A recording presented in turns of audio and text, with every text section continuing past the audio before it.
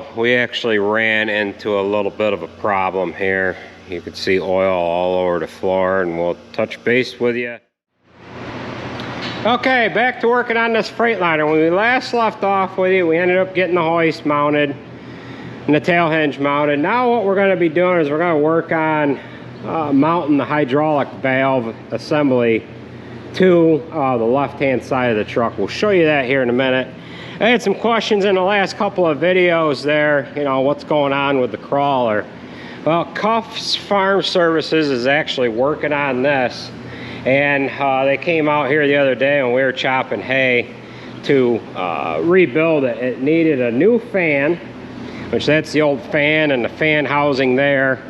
And well, that's the old fan there. The old fan housing is right there. That is all wore out. They've got a new fan housing on there. The intermediate box had to be replaced as well. They pulled the whole unit off in there. And what they have done is they've ordered this 4 trunk line here. This is all wore out. That Y pipe there is decent. Now all this mounts up into the center of the unit. It's driven off the actual engine. Here is the fan that came off of this, and you can see what that looks like. That is completely wore out. We were barely pumping any manure here this spring when we were trying to agitate the lagoon. Another thing that we're working on is this truck 14 needs tires. So Nate is in the process of putting new tires on it. Over here on the bench, I have the hydraulic valve body that I'm going to be using.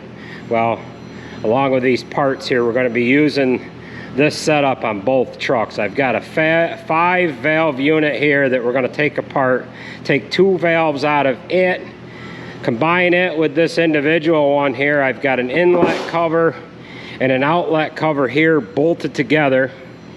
We're going to split these apart, install 3 valves in this one. We'll have 3 valves in that one, and I'll have 2 working units here. These outlet covers, this outlet cover here and this outlet cover here, they're both power beyond. In other words, on the outlet side of this cover, we have a pressure line that we can supply pressurized oil to another function, which we don't need that in this application. I have an old outlet cover still in the wrapper here from years ago. We're going to put that on one of these valves, then we won't have to plumb oil, pressurized oil back to the tank. We can run everything through one line back through the filter. So we're going to split these valves apart and get them reassembled and put back together here, and then we're going to build a bracket on the side of the frame to mount this valve unit minus 2 of these work sections. The work sections are these sections here that have the handles on it. Now these are all double acting. We need a single acting one for the hoist, so we'll just plumb one of these ports back to tank, and so that we're not deadheading this valve when we go to put the hoist down. If the PTO is in gear, it's not going to be deadheading there. So ideally the best thing to do would be to have a single acting valve, but I don't have that option here with the parts that I have. So we're going to go ahead and get this apart, get it put back together, and build up a bracket and mount it to the side of the truck frame. Alright, so we've got our valve body together. This is a 3-section valve. We're going to have 1 section for the hoist, 1 for the tailgate, and 1 for the hydraulic winch to pull the body on and off with. We're going to mount that right here on this left-hand side of the frame rail. We've got our air dryer mounted back in place. Now this was mounted on the inside of the frame rail. We have just moved it around. Turn dryer 180 degrees. I've got to hook up the hoses to it yet, but we're gonna first we're gonna get the bracket on there that's gonna hold this valve. We've got the pieces over here on the bench that we're gonna use. I've got a plate made up here that's gonna bolt to the frame.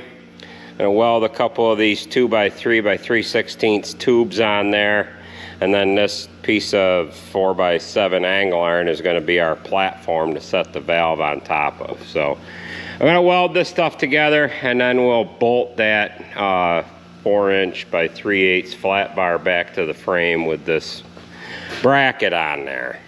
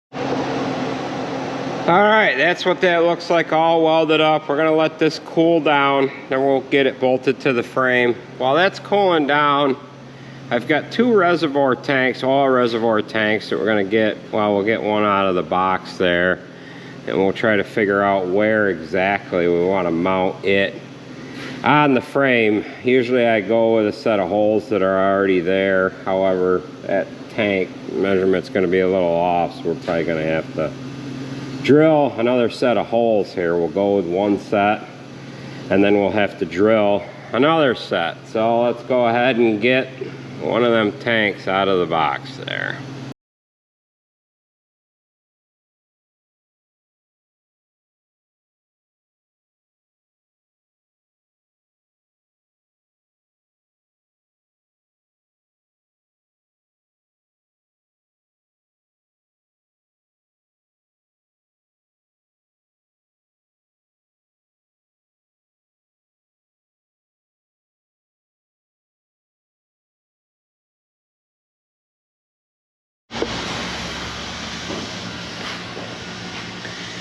Alright, we ended up getting the tank mounted up here, and then what we ended up doing is we ended up utilizing these 2 holes that were already here that hold the front side of this cross member in. However, we had to drill the 2 on the back side of the front bracket and the 4 on the rear bracket. Now the nice thing about these brackets is the hole measurements on the top side is the same as the holes that were already in the actual frame itself. So we'll run around to the other side here. We're actually working on getting this valve body plumbed in. We've got the bracket on the frame, got the valve body mounted down. We tapped this these angle iron plates here, and we don't actually have a nut on the bottom side. We just got these bolts threaded down into this plate here that the valve body itself is on. And we're gonna plumb up the filter housing. We're gonna run that line back over to the tank, and I've got to hook up the air dryer here yet. So the chassis is just about done. We are still waiting for a PTO. I've got a pump that I've had for a while. That's sitting on the floor there. Another project that we have going on here is Jared's working on the superliner. He had something go wrong in this rear end. What size rears are these? Supposed to be 55. So he's got to pull that out.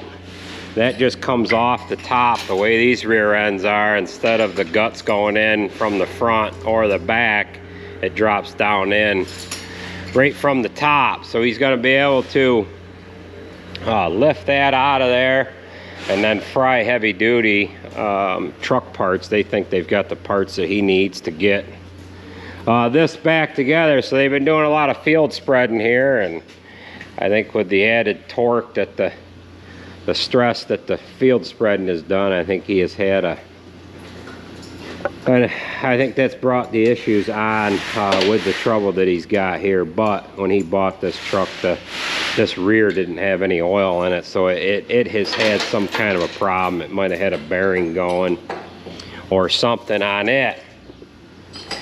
The other project that the boys are working on here is truck 12. We had the drive shaft section that went between the two differentials here come out last week. It actually had a U-joint that went, and it actually fell out of the truck. Ruined both the front, or the yoke on the back of the front differential, and the yoke on the front side of the rear diff. So Jason's getting this drive shaft section in there now, and this thing's going to be ready to go here in a little bit. He's a perfect guy to roll in and underneath differentials here. Just heavy drive shaft. Yeah, you need a hand? I might need a hand getting that up and pushing it in. Okay. So we can All line it right. up. All right, so we've got some plumbing to do here to get this tank hooked up, and then we'll join back in with you in a little while here. This is a real nice tank. It is a tank that I got from Buyer's Product Company. I get a lot of the truck part stuff from them. I actually have a distributorship for them. If you buy a few $1,000s worth of stuff, they can set you up as a distributor for their products. If you go online and check them out, it's Buyer's Product Company. They've got all kinds of stuff from oil tanks to pumps to PTOs, tail hinge stuff, just you name it. They have all kinds of truck oriented stuff. So we're going to keep at it here. We'll join back up with you in a little while here. So we have some black iron pipe. This is a piece of 1¼ inch pipe, and I've got to thread a couple of pieces. I felt it was cheaper just to buy a whole length of it and thread the pieces that I needed, rather than buying little short units here. So this pipe threader here I ended up buying from Harbor Freight. It's got 4 dies. I think it's the biggest one is 1¼ inch, 3/4, and I guess 1/2 inch I think is the smallest one, which I've only used the 1-inch threader for when we did the black iron in the shop here for the airline. So they've got the 1¼ threader, the die rather, in actual power threader. So we're going to go ahead and thread some pipe.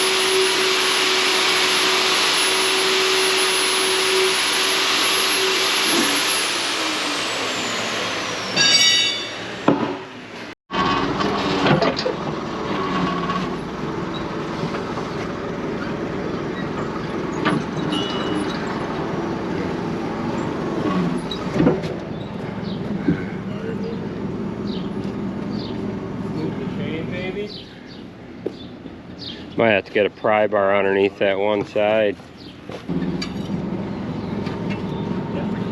Try that.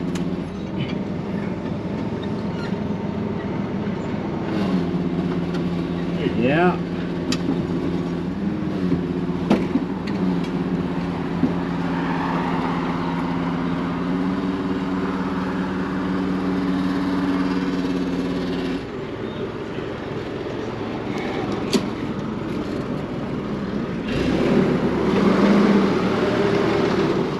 Watch it, that thing's not on there. Oh yeah. Not as bad as I thought it would be though. There's a lot of pieces on my toolbox. But Oh yeah, it really isn't that bad. no. I think just clean it out, take a sanding disc on a grinder, and I think you'll be fine. Fill it with a couple of tubes of cornhead grease, and You know, I think it'll be someone fine. told me I could do that. Yeah, I think it'd be fine. Yeah, get a flap wheel, Nate, and just try to clean them up. You might have to put a cookie wheel on that little angle grinder, and yeah, just gonna go in there with a little flap wheel and clean that up, and then we're gonna fill it with cornhead grease. Yeah. So Cornhead grease is miracle stuff. yeah, Fix anything. yeah. Well, Oh yeah, she's slippy. yeah. I think the backlash is off a little bit there. Yeah. She's a little wide. It's just a little wide. Now he's actually gonna take this out to Fry heavy duty, and they're gonna get him fixed up. So yeah, back at it. Well, the boys are here from Cuffs Farm Services, and they've got this unit ready to go back into the crawler here. I showed you the prop the other day on what that looked like. They've got everything all bolted back together here. And here is what that fan's supposed to look like, if you could see that. And they're just using the gantry to get it back into place. They ended up replacing everything on the bottom. All that new red stuff you see there is brand new, and I could probably be giving them a hand here.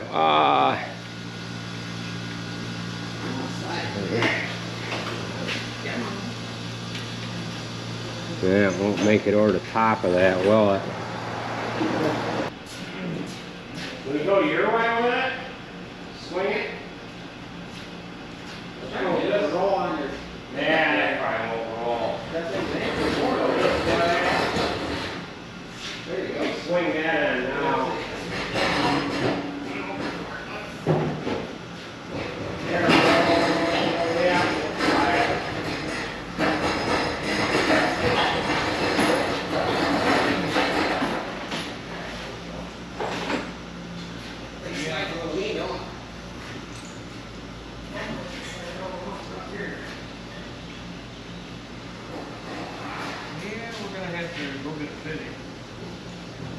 Alright, so they're going to lower that down in there, and then once they get this all put together, they're going to actually take this down into the lagoon and try it. This is going to pump a lot more manure now that it's got all them new parts on there.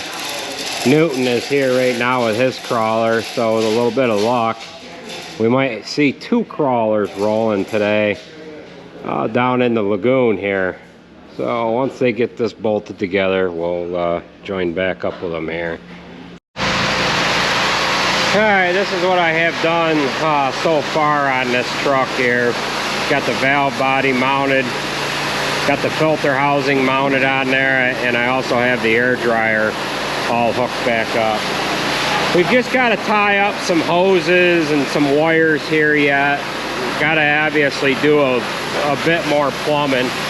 But I've just been interrupted here quite frequently, and I'm going a little slower than anticipated. So we got oil in the reservoir here, however, or the tank. However, we had to take the other tank off, the tank that I had originally mounted on there. We had to take that off and put the other one on that I bought, and I'll show you a little clip here. For when we had this filled, there was this weld right here where the damn tank was leaking. So I'm gonna have to get that fixed. They will warranty it, but I'm not gonna deal with sending it back and dealing with all that garbage, because they do have a warranty on these. So we ended up having to drain the oil all back out of the tank. We had 50 gallons in there, drained it all out, and took the tank off and mounted this tank on here, which I had reserved for the other truck. We ended up spilling a little bit of oil, but nothing too drastic here. So we're waiting for the PTO. Once we get that on there, we can finish plumbing the rest of the tank. We've got the return hooked up coming from the valve body over to the actual tank here. I've got to hook up, make some hoses for the hoist, hook that into the control valve, and basically it's just about done we're just about done with the hydraulic stuff. So they ended up getting this crawler done yesterday. There is an A-arm that we have to weld. All that stuff is new. That 4 trunk line, 4 tubes that are on that trunk line that come down into the pump there, that's all brand new, and the fan housing and all that. We've got to replace these 2 nozzles here yet, and we have an A-arm up on the front of it that we have to fix, like we did with the one on the back here. So we noticed that that was cracked.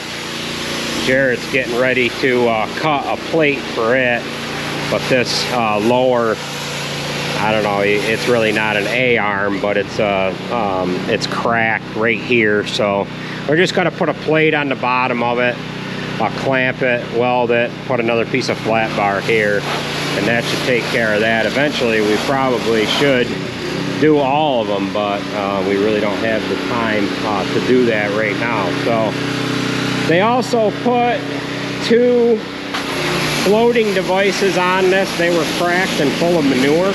They replaced this front one, and they replaced the one on the right-hand side. And what had happened to those was we were going into manure that was frozen, and it cracked the plastic. We didn't think it was a big deal because they're full of styrofoam. However, the manure got inside the actual plastic part of the tank, and it was creating an issue where it could maybe sink itself. So Nate's just washing up the spreader a little bit. We've got a pipe up on the top here that we've had some problems with. The weld leak, so we've had to weld that a couple of times, and we're going to have to get up on there again and weld it. It's been leaking a little bit here the last couple days, so we're going to fix a couple of these things up, and these guys might be able to haul a little manure after the sun comes out. So we better get some plate cut and get this fixed, and we'll show you what that procedure is going to look like here.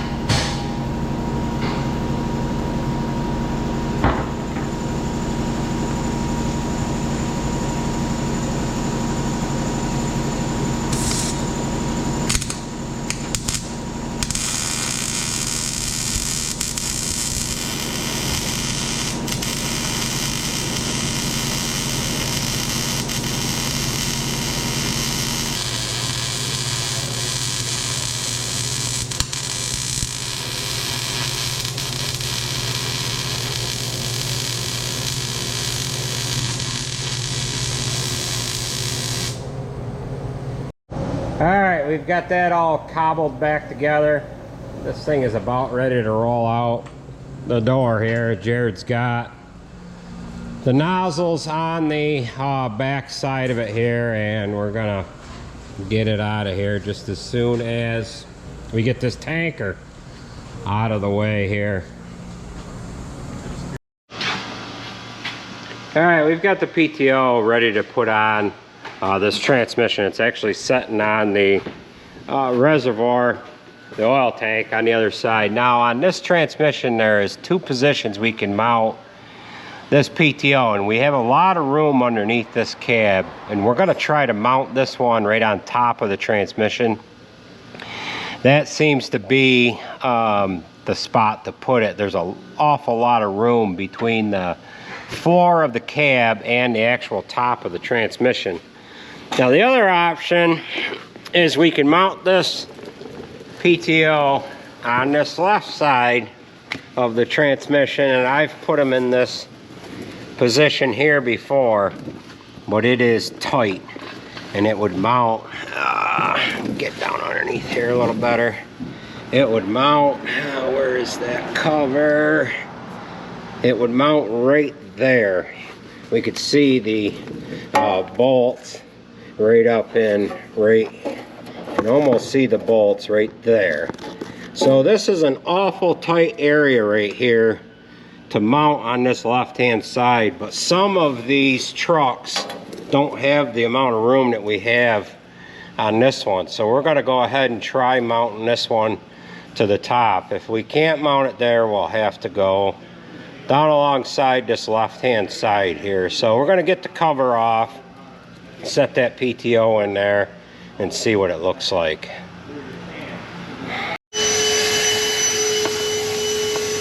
Alright, we have the cover all removed, already removed from the top of the transmission. And probably the hardest part of this job is going to be, or will have been, the removal of that gasket. I just got that gasket removed. We tried a little bit of heat, tried scraping it with a razor blade, and subsequently we had to grind or sand the whole thing off with that little cookie wheel sander. What I ended up doing is I stuffed the casing full of rags, sanded it all off, and then vacuumed out the dust, and then pulled the rag out. So now we're going to go ahead and set the PTO into that hole there, and then we can mount the gear pump to the back side of the PTO, and hopefully the rest of it is smooth from this point forward. Alright, we've got our gasket area all cleaned up. So the mounting plate where the PTO is going to mount into is all cleaned up, and the gasket's setting in place. Now, on these Muncie PTOs, this is a 10-bolt PTO. However, this cavity right, or this hole that's in the PTO right here, doesn't go all the way through, so you can't get a bolt in it. They give you a couple of dowel pins that kind of do one of 2 things, or 2 of 2 things, or whatever. They help you to align the gasket up, and they also fill that void up in the PTO. I went ahead and took 4 10mm bolts. I cut the heads off. I'm using them as dowel pins as well. We'll set the PTO on over the top of those 4 bolts, and then we can, they're long enough, I can thread them out. So now we're ready to set the PTO down in the transmission. That back clip to the hat here. Alright.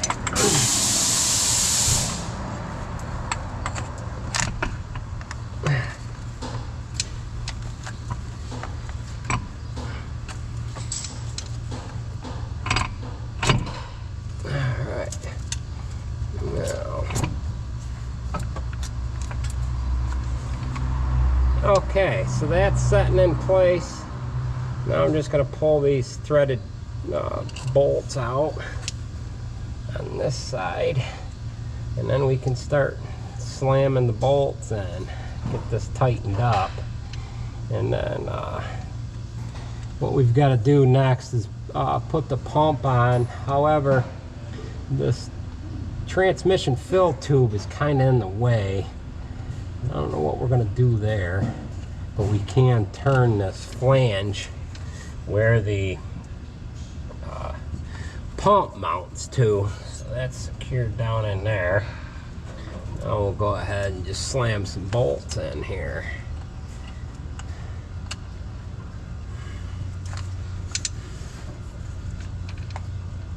What do you think?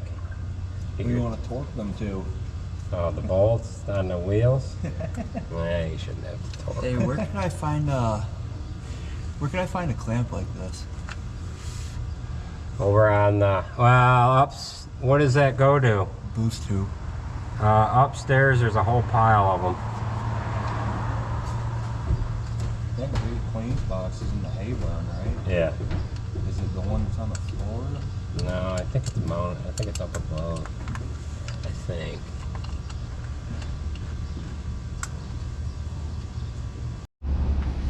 All right, we've got the PTO in. I've got to hook up an oil line yet, and I've got the pump setting down in here on top of the transmission. I've just got to mount that. However, this tube right here is the dipstick tube, and it is in the way. So we're gonna take that out and put a little bit of a bend in it so that the pump will clear it. We don't need much room, and if this was setting down a little tighter down next to the transmission, it would fit.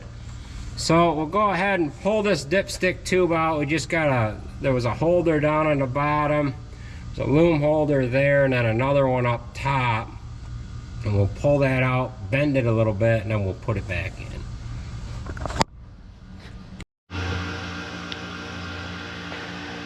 Alright folks, this is where we're going to end this video. We actually ran into a little bit of a problem here. You can see oil all over the floor, and we'll touch base with you in the next video once we get this figured out. So with that being said, I want to thank you for watching, and we will catch you at the next one.